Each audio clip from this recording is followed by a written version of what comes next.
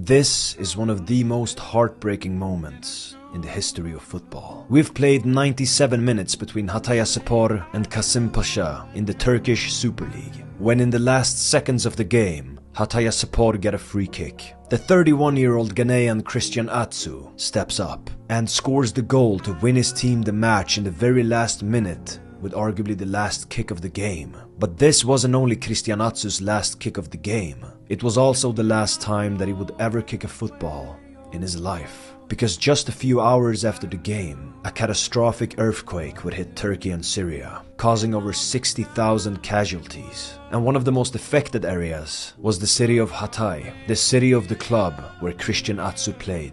And just a few hours after his heroic last-minute goal, he would tragically lose his life in the earthquakes. And you know, I have to make this video, because Christian Atsu wasn't just an amazing footballer, he was also a spectacular human being. And the story of this great man deserves to be told. Christian Atsu grew up in extreme poverty in Ghana, and he was one of 10 siblings. But through his God-given talent and hard work, the beautiful game of football would take him out of poverty. And at 17, he would sign for the Portuguese giants FC Porto. And the current captain of the football club Juventus, Danilo, who used to captain FC Porto and played with Atsu, told a story about when they used to have lunch together. They would always eat chicken.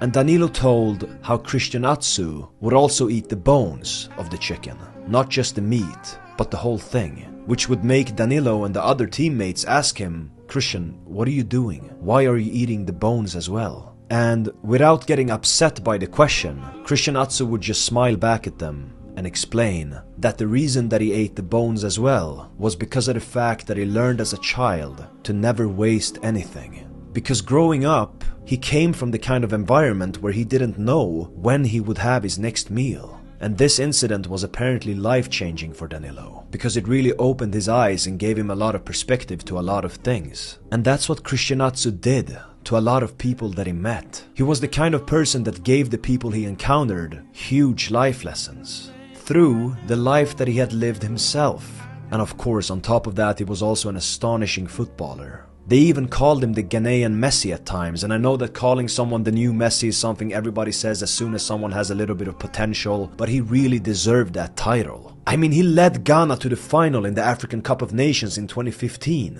where they lost on penalties to Ivory Coast. He became the best player of that tournament, he scored the best goal of the tournament, and he even almost won them the final with what could have been the goal of the year. He was an amazing footballer, there's no question about that. But above all of that, he did so much for other people. He did so much for people in poverty. And you know, he didn't just give away money. He actually showed up to the places that were in need of help. He helped building up schools, cared about setting an example for the younger generation, and just being there for the children in need. He even paid thousands of pounds of bail money to free Ghanaians who had been jailed for stealing food. That's the kind of man he was. And you know, it's just so tragic when you see players like Emmanuel Adebayor or Danilo pay their tributes to him and write about him. Because none of them actually wrote about his footballing abilities, but rather the amazing human being he was. An incredible father who worked hard, cared about the people in need, helped others, and always did it with a smile on his face. And in the end, his life story truly is incredible, because it's the story about a man who rose from poverty to the very top of the footballing world, who touched the hearts of everyone he met along the way, until it all culminated in his very last game, scoring his last goal in the last minute with his last ever kick of a football. And just a few hours later, he left this earth for good. One of the last acts of his life, through his last ever touch of a football, was giving his team a victory by doing what he loved, playing football. I mean, it's heroic, but it also really broke me, because I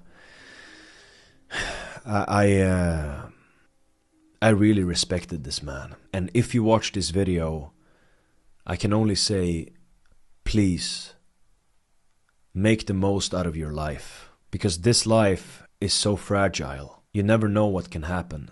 Our time here on this earth isn't forever. We have a limited amount of time to live this life, so please make the most out of it. And to Christian Atsu, I can only say, rest in peace, brother.